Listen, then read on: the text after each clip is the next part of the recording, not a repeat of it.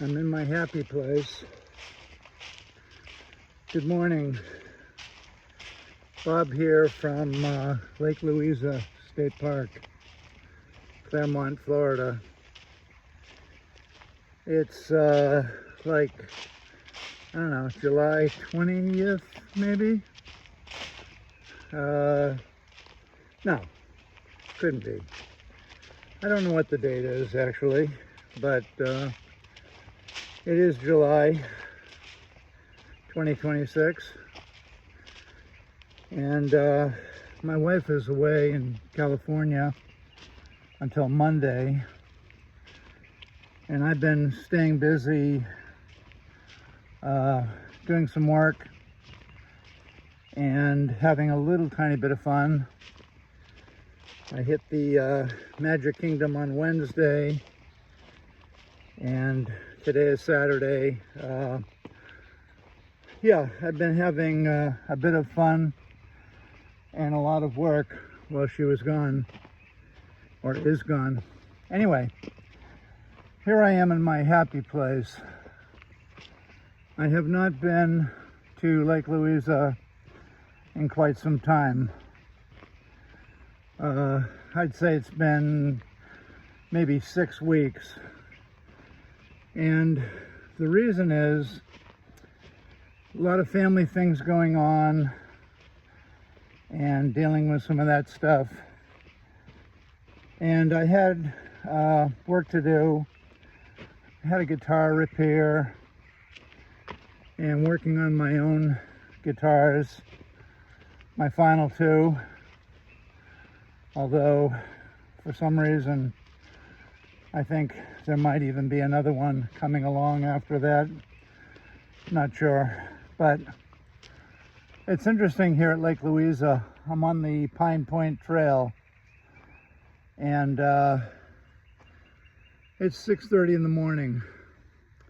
I have a pass that gets me in 2 hours early.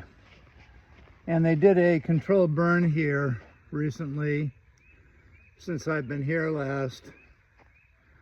You can see how the trees are scorched. And Pine Point is one of my favorite hikes in the park. It's pretty easy, and it's just beautiful. And to set this up a little bit, the smell of burned wood is in the air. Definitely, I can definitely smell charred foliage. Here's quite a bit right here. You can see what I'm seeing. Okay, so this video is about my life as a guitar maker. I would almost say my former life as a guitar maker, although I'm still at it at almost 72. I'll be 72 in October. This is the middle of July, and where this oak tree got scorched. Look at that thing back there. Okay. So it's dead silent here right now. The sun isn't up yet. You can see it's out there coming up. I forgot to grab my sunglasses out of my clip-ons out of the car, so I'm going to have to deal with that. But this is going to be maybe a half hour of somebody asked on my little YouTube channel, somebody wanted to know about my life as a guitar maker and the business side of guitar making and so on. And I think it has to start with my biological father, who was a relatively fine jazz guitar player in Boston. And this is my biological father who never knew me. And he's not my real father who raised me and taught me how to be a civil person. But anyway, my biological father, his name was Arthur Affonato, of Sicilian descent. And so I was born with a gene for guitars and guitar. I was also born with musical ability. God, this is beautiful. Look at how pretty this is. Let's see if I can get myself out of the way here a bit. Oh, it's so beautiful here. Just so beautiful. So I had guitar in my genetics and I didn't know. Now, the music part, it was obvious from a young age that I had music in me. And I won't go into all that. My first instruments were piano and drums, and that was somewhere around 8 or 9 years old. And I got into the guitar, playing the guitar, at around 16 or 17. Can't remember, but I do remember that when I finally discovered the guitar, I fell in love with it very quickly. Primarily the acoustic guitar, the acoustic classical guitar, and the acoustic steel string guitar. And I think I got my first guitar when I was about 16. And it was a not too bad steel string guitar. I think it was made by Alvarez. It could have been Yamaha, don't remember. But thus began my career as not my career, but my life as a guitar fan. I always check to see if there's change, because sometimes people leave change on the top. It's just a little game I play. Not that I need the change, but so I'm gonna cut to the meat of this story. I started playing guitar and I got real serious about it. And I studied with a guy by the name of Mr. Nelson. He was he had a little music shop in Cohasset, the next town over from Scituate, Massachusetts, where I grew up on the ocean. And I think his name was Irwin. He was a fine man, very, very nice guy. And he was a good teacher, and I had a lot of fun with him. I studied with him for about 2 years. And I remember him telling my mother if I could have just had Robbie, that's what they used to call me, if I could have just had Robbie when he was in his formative years, because he has the talent, but you know, he's starting a little late at like 16, which I thought was funny. But I was serious as a heart attack, and I wanted to learn how to play guitar, and I wanted to learn how to read music. So that's where it started. And after a couple of years being with him, I discovered girls, and they seemed to be more important than practicing at the time. And I eventually did meet my wife, oddly enough, playing guitar on the seawall in Nantasket, which was a beach next town over from Cohasset. And I fell in love and got married and had kids and all of the normal stuff.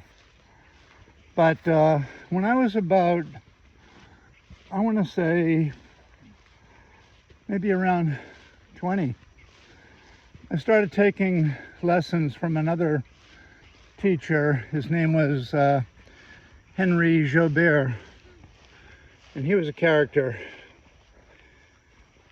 And I told him I wanted to learn jazz, and he said, okay, well, that's fine, but I want you to learn how to read classical guitar music and play classical guitar music, and then we can go to jazz. And I wasn't real thrilled about that idea. I'm going to interrupt for a moment. I haven't been over here for a while. Nice lighting. And we have a new manager at Lake Louise State Park. I think his name is Jeremy.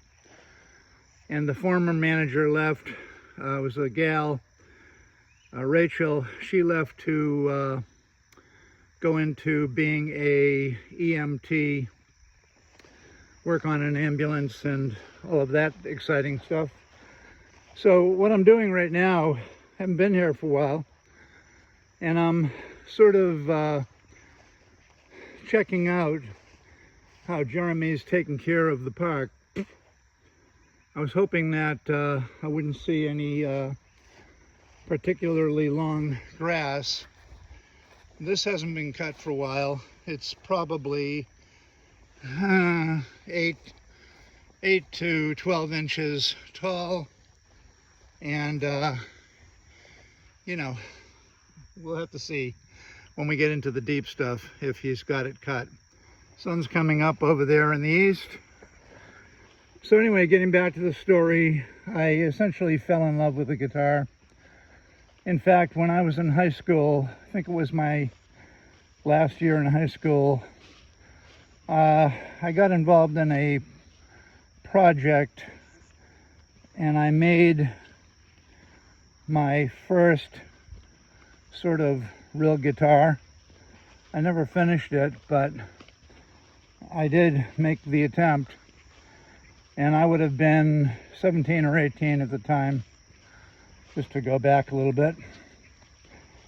And I still have that guitar. It's in my workshop on a shelf. I'm ashamed to show it to anybody. But in any case, I fell in love with the guitar, but I also needed to earn a living. And I won't go into my photography career, but in fact, I became a professional commercial photographer, specializing in advertising, marketing, and even publicity at Disney when I was working there as a Yellow Shoes senior photographer. So, now we're going to fast forward. We're going to leave out photography, which brought me to Florida eventually. And in 1987, Disney hired me, and it was thrilling. The next thing you know, I'm a senior photographer for the Walt Disney World Company. And that was 87, somewhere around 92, I had this idea to build a darkroom in my garage in Orlando at my home. And then I decided that I don't need a darkroom.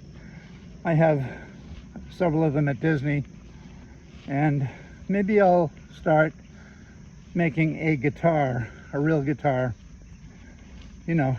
And so that's what I did. It was around 1992, and I started getting into it. I bought some books, got some wood, and on my own I started making my first guitar, my first real guitar.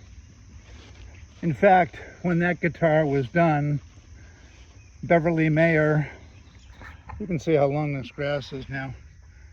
It's a foot long right now. Anyway, I built that guitar. I sent it to Beverly in New York, and she sold it for $3,500, my very first real classical guitar. My feet are getting wet here. The grass is long and wet. This is an equestrian trail, and so far I'm not impressed with the keeping of the trail for hiking. So that was the beginning, and it started as sort of a hobby, but once I started working on my first guitar, I had the good fortune to meet the great legendary guitar maker Manuel Velasquez. I met him quite by accident, although I think it was meant to be. I think God made our paths cross. And I met him at a concert at the University of Central Florida, and he invited me to his workshop, and that is where my I'd say tutorship with Manuel began. I'm on this dark trail here, one of my favorites, especially on a hot day. Now, before I go on with Manuel, the reason I haven't been over to Lake Louisa is not just because I've been busy with family things and my own work as a guitar maker. One of the big reasons I haven't been over to Lake Louisa is it's freaking hot out in Florida right now. It's been in the mid-90s consistently for the last 3 weeks. And the last thing you want to do is come over to Lake Louisa when it's 95. That's why you have to get here at 6:15 in the morning, because it's actually there's a slight coolness right now here. It's not going to last long. And I'm going to try to get this 3.5 mile walk in. Might be about 4 miles actually. And if you've followed me at all, you know that I've been on this trail before many times. So I'm looking at the grass here, and I'm not impressed. It's hasn't been mowed for a while. It's at least a foot high, and I'm getting wet. But I trudge on. Here's the trail, if you want to see it. And do a slow pan here. The equestrian area is in that direction that I'm pointing now. Okay, so let's get back to Manuel. I was still working at Disney, and I started going over to his workshop quite frequently. And he was pretty wonderful to me. He showed me a lot over a period of 16 years. I knew him for about 17 years. In the last year, they started to get tired of me, and the friendship fell apart. Their choice, not mine. But for quite a long time, we had a nice relationship going. I tried to help them with photography and other things. And I'd say that most of what I learned from Manuel was in the first year or two. And then after that, it was more of a friendship and a social thing. But I still would go over there and watch him work. I did shoot some 8mm videotape. One of these days I'm going to have those transferred to digital. It's not going to be great quality because it wasn't even Super 8mm, it was just 8mm. However, I do have hours of him building guitars, and he was nice to let me do that. I've never done anything with those tapes. The only thing I ever did is I made a VHS tape for Alfredo, his son, and I gave it to them. I compiled some footage, and that's the only thing I ever did with it. I have all these 8mm tapes. They're in a box, and they're titled, you know, Manuel Velasquez bending sides, Manuel Velasquez bracing a top, and on and on. So I'm going to stop for a moment. Got a beautiful sunrise here. It's probably about 7 a.m. now, and here I am out in the middle of nowhere all by myself, and you know, this is nice compared to going to Disney where you have insane crowds. So my friendship with Manuel lasted quite a long time, and however, in the last years it was clear that they didn't want me around anymore. Things had changed on their end, and I might have done something to make them mad. I don't really know what it is. They never told me. But in any event, so at some point I really got the bug, and I wanted to make guitars for a living. And my wife wasn't real thrilled about that idea. And looking back now, I can't blame her. She was absolutely right. Because even if you build guitars on a very high level, it is a hard sell.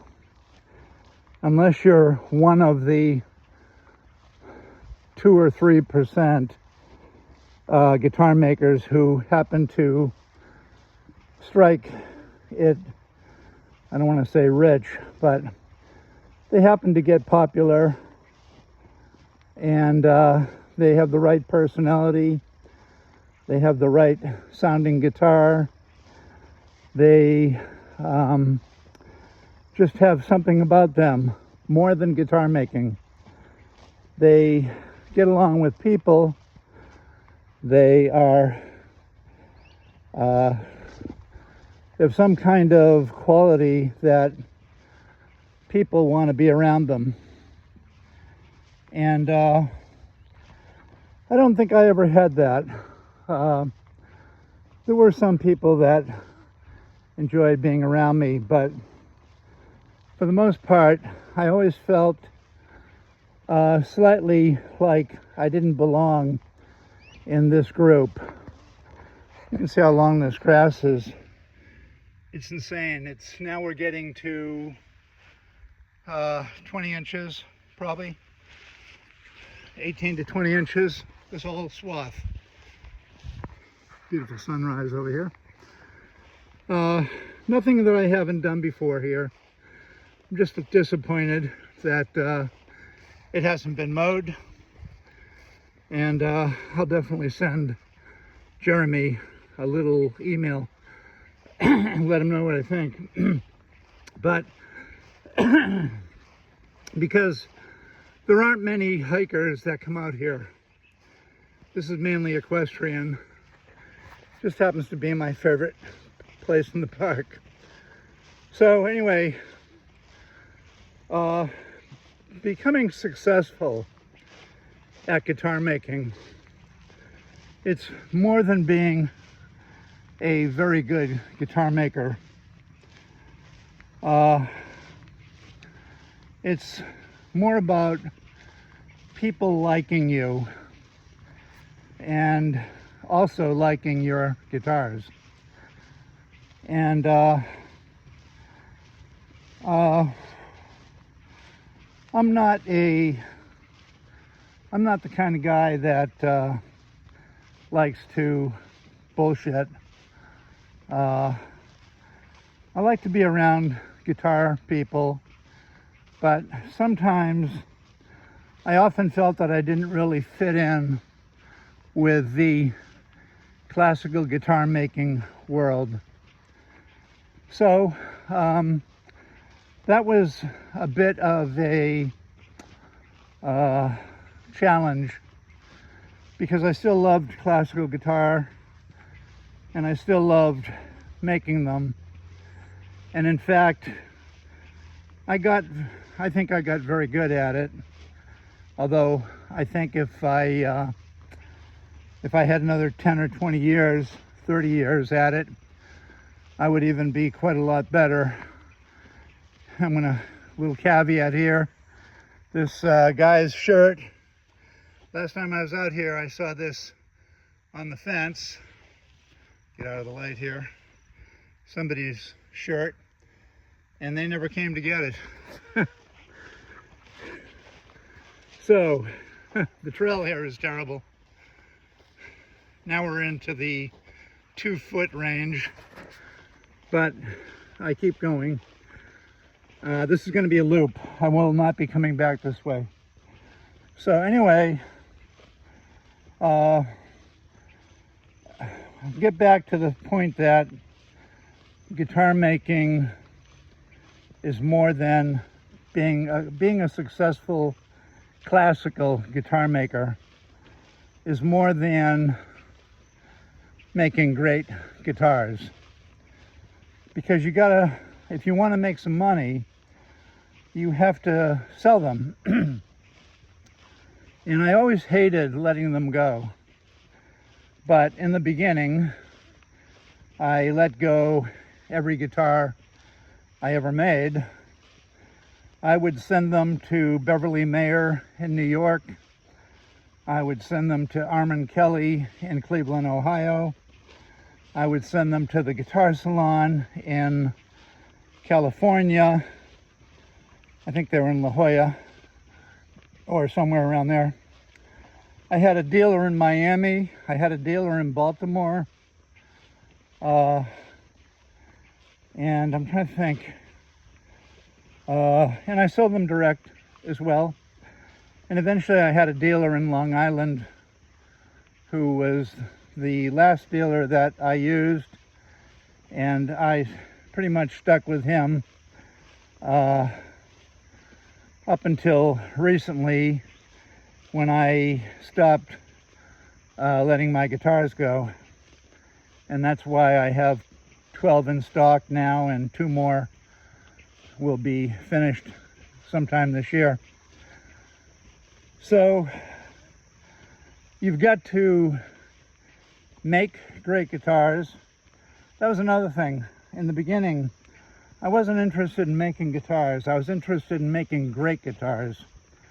And I didn't know what a great guitar was until I met Manuel Velasquez.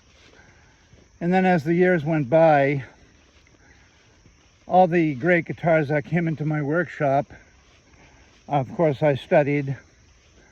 And once again, this grass is ridiculous. Give you a little glimpse. So studying the masters guitars, the Fleitas, Hauser, Friedrich, Rubio, Torres even, I had a couple of those in my shop before. This is hideous right here because it's notorious in Florida, snakes. And we have, in fact, rattlesnakes in this park, as well as the deadly coral snake. And I am now in 2 to 3 foot high grass. And I have a brother-in-law who would be scared shitless right now because he's petrified of snakes. Anyway, little side stories here. So, I did manage to do business with some dealers. And the reason that they allowed me to do business with them is because I was making nice quality guitars. I had a few dealers who I fell out with. I'm not going to mention them. Essentially, they were not quality people, and they either decided that they didn't want me, or I decided that I didn't want them, and that happens as well. So, how do you market your guitars? It's not easy. You've got to, first of all, you got to make great guitars, and then you have to make connections with dealers. You have to go to guitar festivals like the GFA. We used to have one here in Orlando at Stetson University, and it was called the Stetson International Guitar Workshop. Okay, now I'm in grass. I'm starting to not be able to distinguish the trails right now. Okay, this trail is essentially undistinguishable right now. And we're into 2 to 3 foot grass right here. So I'm quite disappointed in the new management at this point, and I'll definitely shoot an email or make a phone call, because this isn't safe for me as a hiker, and this is supposed to be you know, this should be cared for not only horses but asses like me. Anyway, so the hardest part of guitar making isn't making them. The hardest part is selling them. And it's hard because you have to prostitute yourself. You have to eat a lot of shit from dealers and players. Players are very difficult, and they can be very weird. And I think being a Bostonian and finding out in 2018 that I'm Sicilian, it all makes sense now. I like people and I do a lot to please people, but when you hit a certain point of my Sicilian temperament, that's when the fireworks can start. And I don't mean that like I'm gonna, explode, but it's just like I reach a level of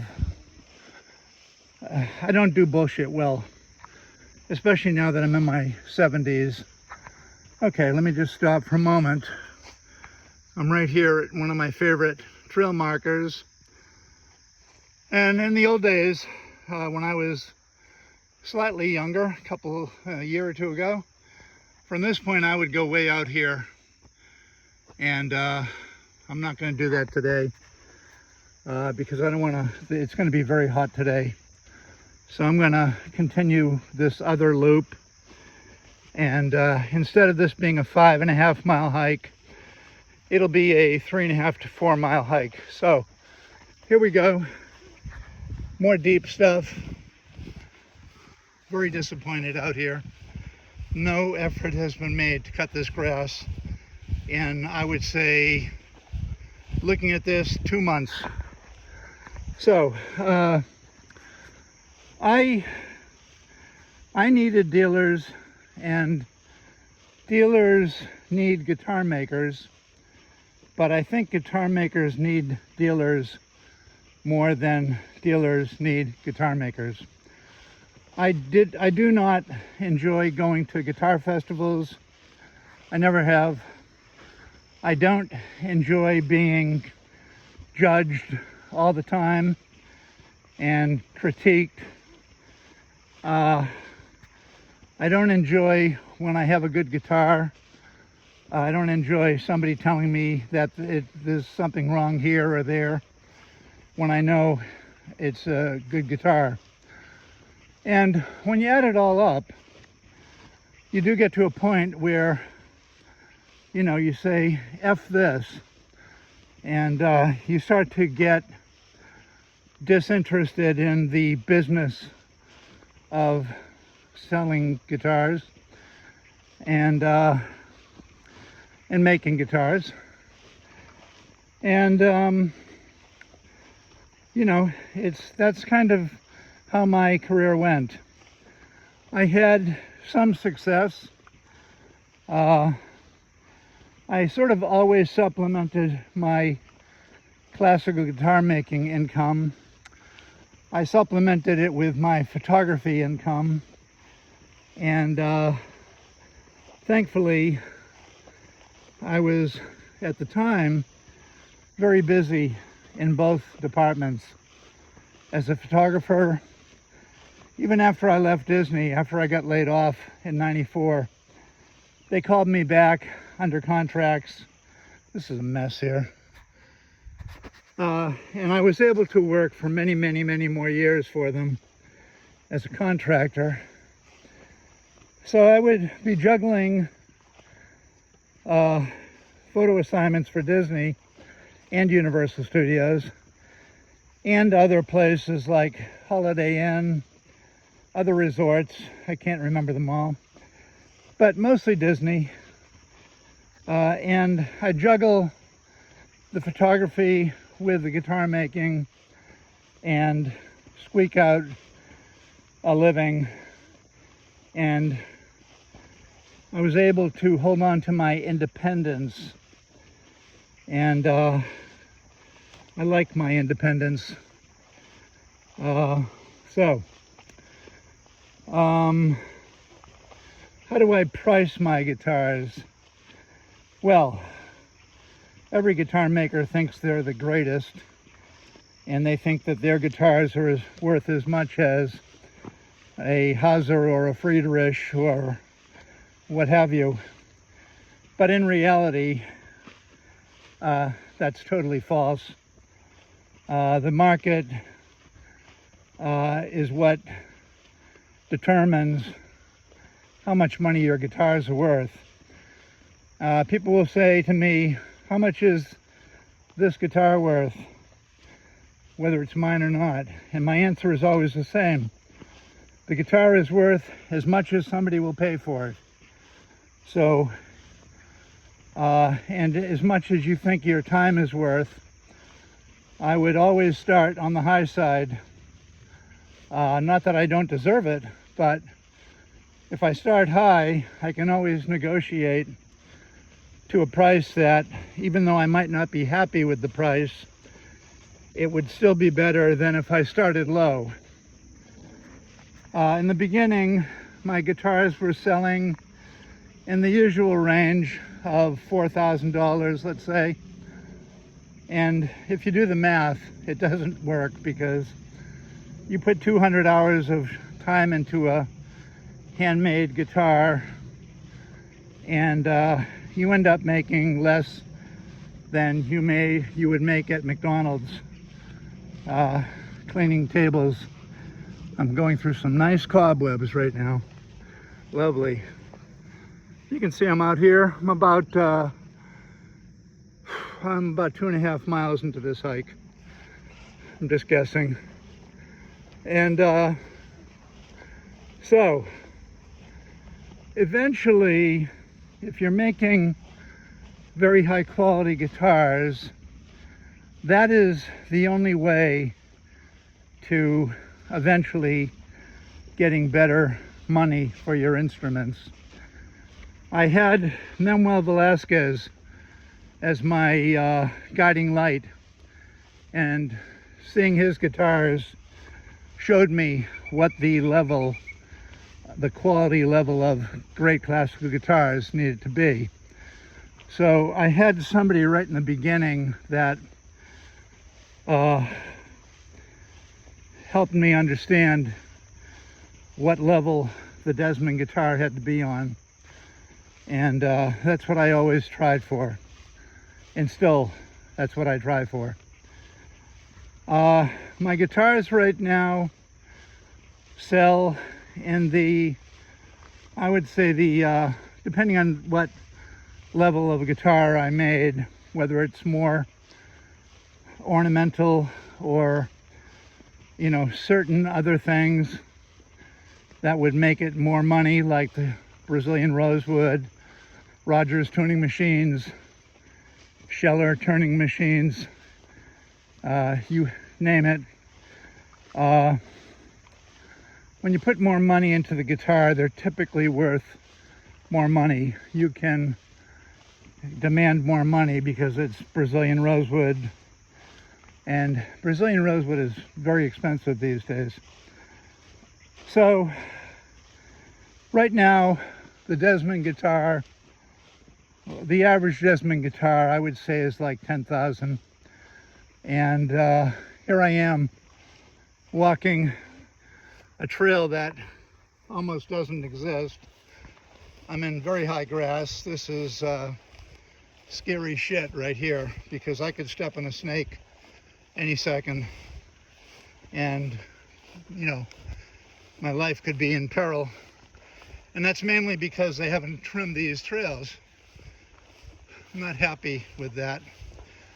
I'm going to stop at the guard shack on the way out of here, and maybe I'll run into the manager.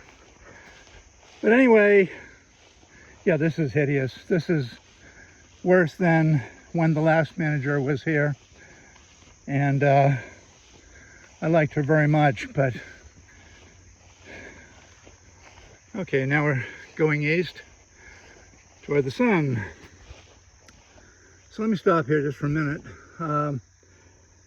I'm trying to combine a nice morning walk with answering one of my viewers' questions about marketing and so on.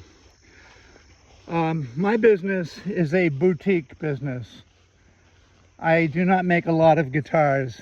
I make a few, what I like to think of as very high quality guitars. And I always feel that I can even do better. You can see what I'm dealing with here. Let's look at this grass. You know, tell me where the path is. I know it, so I'm in it. But this grass is insane.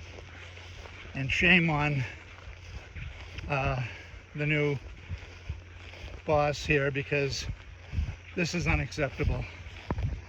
My feet are soaking wet. I mean, literally, you can see my shoes here. I'm just pointing. Not only are they dirty, but I'm literally soaking wet.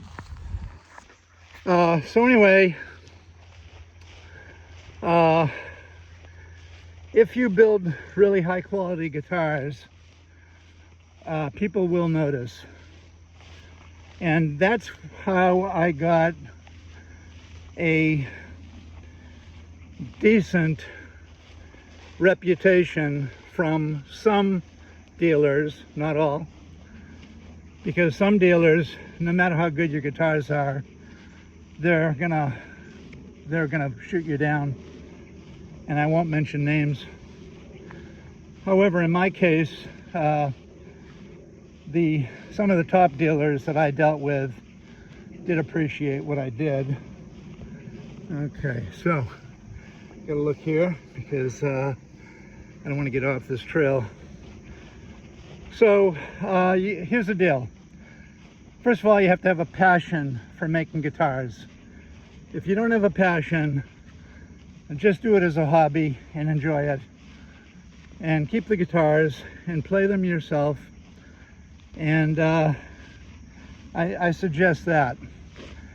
Now, if you have a passion and you want to compete with the other zillion guitar makers today, because it's not like the old days, folks. When I started, there weren't nearly as many guitar makers as there are today. So you've got to really have a strong character to survive through classical guitar making. And I do have a strong character. I do have the passion. The only thing that I don't have is I'm not willing to kiss ass too much, and I'm not willing to put up with unreasonable people. It's just not worth it.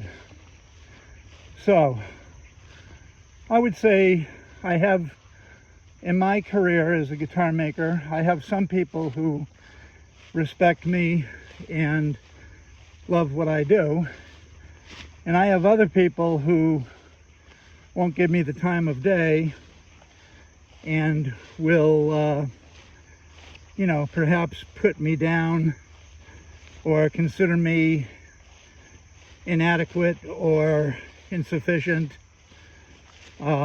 whatever.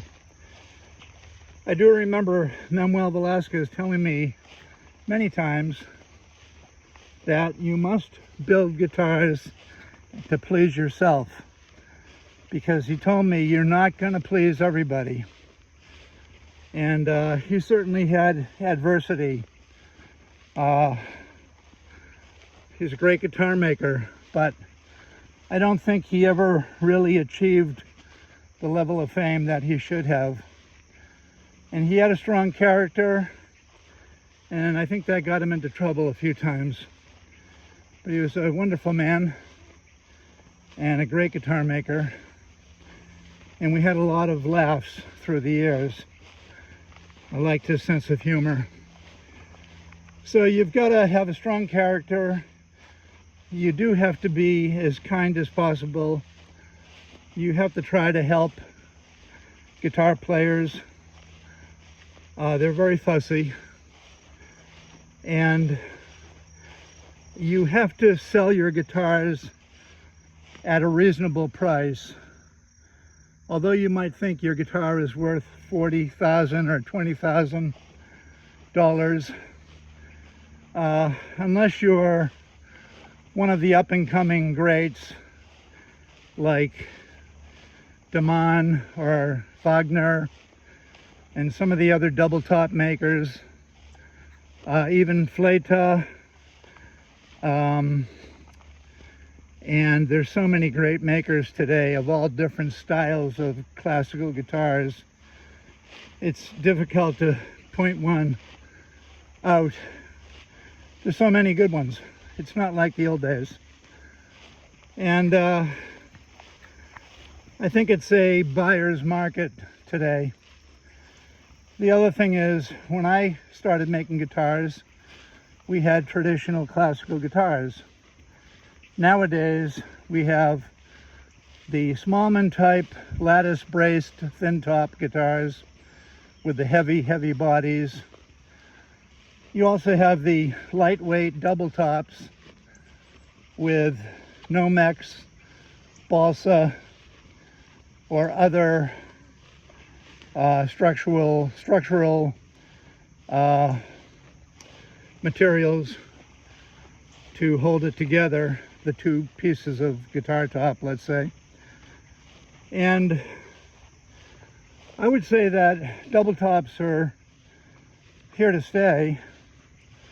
They're quite in demand, and it's almost as if you don't join the double top bandwagon, you're essentially putting yourself out of business.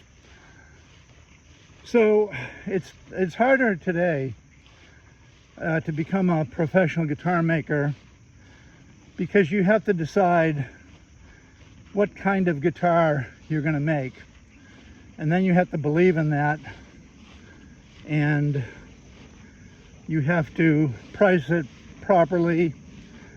And don't forget, you also have to buy a guitar case, tuning machines, and the labor involved is for me, it's a couple of $100 hours.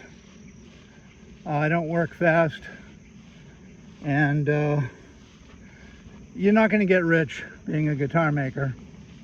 Forget about that right now. If you're lucky, you might build 12 a year, but I never got to that number. It takes so long, and if you're going to dedicate yourself 100% to guitar making, you're not going to have much of a life. And I did not dedicate myself 100%. I wanted to also have a life with my kids and my wife and myself. So, but if you do want to sell guitars, they have to be high quality and they have to be reasonably priced. Okay, now I've got to make a decision here. I think I go this way. Yeah. And once again, these trails are not distinguishable out here. You can see I'm way out in the middle of nowhere. But I do remember at this fork, there's actually a trail right here that goes off to the right, and I can't even see it. I just know it's here. I can see a little bit, but now it's coming into prominence a little more. I see tire tracks. Okay. I also see some agricultural machines out here on the right. So I know this is the way I want to go. Okay, so I got 51 minutes now on this video. This is a long one. But keep in mind today that if you want to build and sell your guitars, selling is the hard part. There's a lot of competition these days. There are more guitar makers right now, and I'm talking classical because that's the only thing I can speak of. I've never seen so many guitar makers. There's just zillions of them, and you're going to be competing against that. I do not recommend you becoming a professional guitar maker as a career. I do recommend you becoming a guitar maker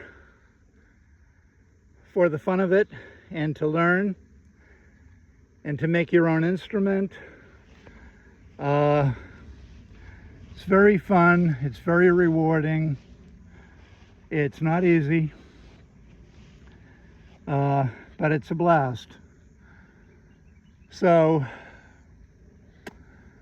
getting back to selling guitars, you must take good photographs of them, and you must have someplace, some kind of website or Facebook page or Instagram, something. You need to have a place where people can find you on the internet. That's imperative. You need good photography, and you need to be visible. You need to go to guitar festivals, even at your own expense. You need to do whatever is possible to market your guitars. And I found the best thing to do is go to guitar festivals, classical guitar festivals, and put yourself out there. Bring a guitar or two. Don't bring too many because you need to patrol them. If you have 3 on the table, you're going to have 3 players that are going to want to play all at the same time. And now you have to keep an eye on all 3 of those players so they don't do harm to your precious instrument. So I suggest if you go to a show, put 1 or 2 guitars on your table. That's it. And patrol them. And reserve the right to tell somebody to stop playing if they disrespect the instrument. You got to be tough, but you got to be nice. And you know, some people are gonna get it. they're going to understand, and other players are not going to understand. They're going to think that you're a mean person. But when you spend 200 plus hours constructing and finishing a guitar, a disrespectful player can damage your precious instrument in a matter of nanoseconds. Okay? Happens very quickly. We're human, and we can either make a mistake or we can disrespect a guitar. Okay, so I think I've covered. You got to have the passion. You've got to decide if it's going to be fun, a fun hobby or a business. I do not recommend anybody building guitars for a full-time business. I just don't recommend it. Unless you want to live poor and you're okay with living poor, there is very little money in classical guitar making. Trust me on this. Now, this is interesting because I'm back on an equestrian trail that comes directly from the corrals, and it's all, mowed. And then you come down here, I feel like I'm in the Field of Dreams. I got this one little path in this giant field of high grass and stuff. Anyway, we're heading back. We're on the back side of the loop, heading back to my car. I am about 1.5 miles right now from my car.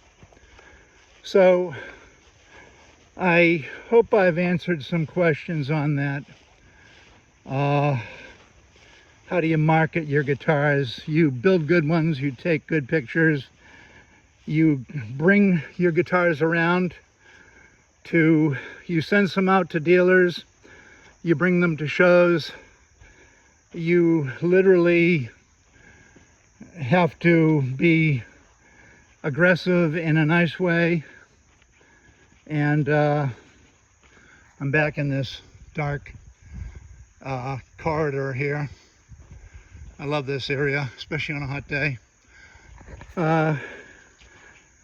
Selling guitars is much harder than building them.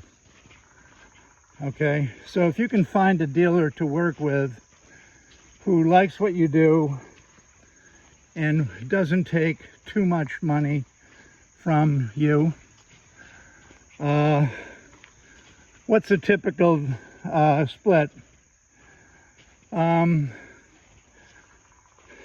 in the old days, you could find like 60-40. So if a guitar sold for 10,000, you'd get 6 and the dealer would get 4. But I think nowadays it's more. I think it's like 50-50. And that is a hard one to swallow. Now, you can also do it under consignment, and I don't know what the actual figures are these days, but in the old days it was like 75-25 or 80-20. In other words, you build the guitar, go through all that work, and you would feed the guitar to a dealer, and don't forget, you had to ship it. And in the old days, I would ship them FedEx overnight for like $60. And now to do that is about $600 overnight, next morning delivery. Yeah, it's like $600 now. It's insane. So I would say that in many ways, it's a bad time to be a guitar maker, even though we're in a sort of a golden time of guitar making. It's the cost of guitar wood is extremely expensive these days. Guitar cases are very expensive these days. Top quality tuners do not come cheap. And there's so many expenses, and you know, it's just not a good mathematical equation. Okay? And you might, if you watched any of my other videos, you might say, well, why is Bob keeping 12 guitars in stock? You know, why doesn't he sell those 12 guitars? Well, you know, if I send them to dealers, I got to pay for the shipping. Plus, I don't want my guitars getting disrespected. And I reached a point in my life where I just thought, I'm going to hold on to these for a while and enjoy them. Pile of horse crap. Want to hold on to them, enjoy them, and I'll sell them when I get a little bit older and I finally have come to the place in my life where I'm willing to part with them. I'm also not completely finished with 8 of them right now. I have a little more French polishing to do. I have 8 guitars that don't even have my labels in them right now, because the label doesn't go in until I'm satisfied with the complete build. This is very bad here where I'm hiking. The grass is very long and the horse hoofs have trodden a deep sort of pit in the sand here. So anyway, yeah, it's I will sell my guitars, but not until I've enjoyed them for a few more years, I think. I recently had a guy that wanted to buy the Pearl Beauty, and he offered me my price, and I decided I wanted to hold on to it. And it was a substantial amount of money, but I just wasn't ready to let it go. So now that I sort of don't have to sell them, I'm holding on to them, and I don't have to deal with all of the other bullshit. And so that's where I'm at now. And for me, it was a good time to get out of the business and retire from the business part and enjoy guitar making for the love of it. So if I needed the money and I needed to sell, I would immediately.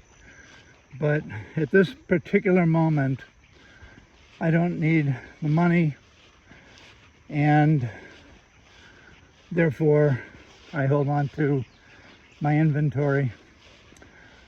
Okay, so I'm sure I've left something out, but that's kind of it in a nutshell. You got to make quality instruments, you got to price them fairly, and you've got to put yourself out there in the guitar playing community. Here's another trail that usually is, you know, totally wide and you can walk right through here, and I can barely see my way through this long stuff. And I don't know what, I'm definitely gonna shoot an email to this guy, Jeremy, and say, listen, I haven't been over here for 6 weeks, and I'm appalled that these trails haven't been cut. So thanks for listening, and if you have any questions, post them and I'll try to answer them directly. I think that's about it. I hope that you all have the passion for building the classical guitar, because that's what I had, and I still have it actually. I'm just in a different place in life now. I'm not young anymore, time is running out for me, and I'm not willing to spend my last 10 years at a workbench and not live a full life at this point. So, best of luck to all of you. And if I can answer any questions, just leave them in the comments area, and I will definitely answer them. Okay, Bob checking out, and we're in the middle of July. I honestly don't remember the number, but I do know I have to send in my monthly sales tax statement. They're still sending me those things, and I have to do it monthly now because I declared, when I sold my guitar wood, I declared that to the Florida Department of Revenue, and they decided that since I sold my wood for $20,000 and paid them over $1,000 for sales tax, now I'm in a different category, and they thought it was nice, thought it was fun to make me start doing it every month instead of quarterly. So I got to check that when I get home and send that stupid thing to them. Even though I didn't make any money in guitar making, I still have to send in their little form every month. So best of luck to you all. And happy guitar making. Okay, Bob out. Thanks for watching.